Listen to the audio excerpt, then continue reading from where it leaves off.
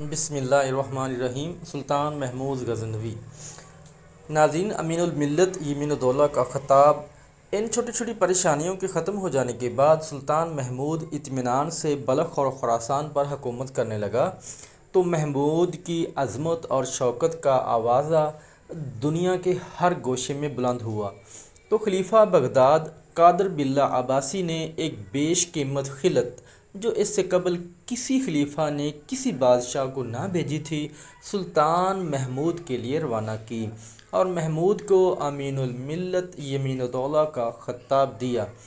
390 ہجری میں محمود بلخ سے ہرات آیا اور ہرات سے سیستان پہنچ کر سیستان کے حاکم حنیف بن احمد کو اپنا اطاعت گزار بنا کر غزنی واپس گیا۔ غزنی پہنچتے ہی محمود نے ہندوستان کی طرف رخ کیا اور ہند کے چند قلعوں پر قبضہ کر کے اپنے دارالسلطنت واپس گیا اور عدل و انصاف کے ساتھ ایسی حکومت کی کہ خاص و عام سب کے دل میں اپنی جگہ کر لی۔ ایلک خان نے ماوراء النہر کو فتح کر کے آل سامان پر فتح یابی کا پیغام سلطان محمود کی خدمت میں بھیجا اور مملکت خراسان پر قبضہ پانے کی مبارکباد دی۔ اس فتح نامہ اور مبارکباد کا یہ نتیجہ ہوا کہ محمود اور ایلک خان میں دوستی کی بنیاد بہت مضبوط ہو گئی۔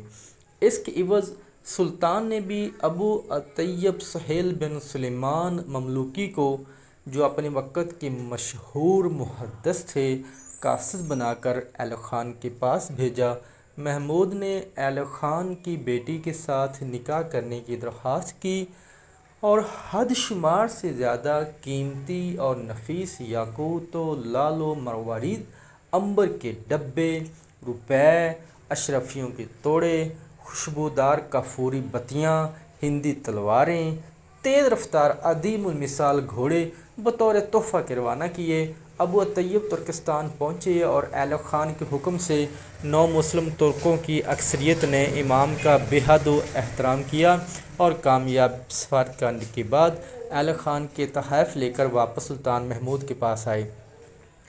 مدت دراز تک سلطان محمود اور ایلک خان میں رابطہ اتحاد یگانگت قائم رہا، یہاں تک کہ ایک وقت ایسا آیا کہ زمانے کی گردش اور چغل خوروں کی کارستانی سے دونوں جگری دوست ایک دوسرے کے جانی دشمن بن گئے۔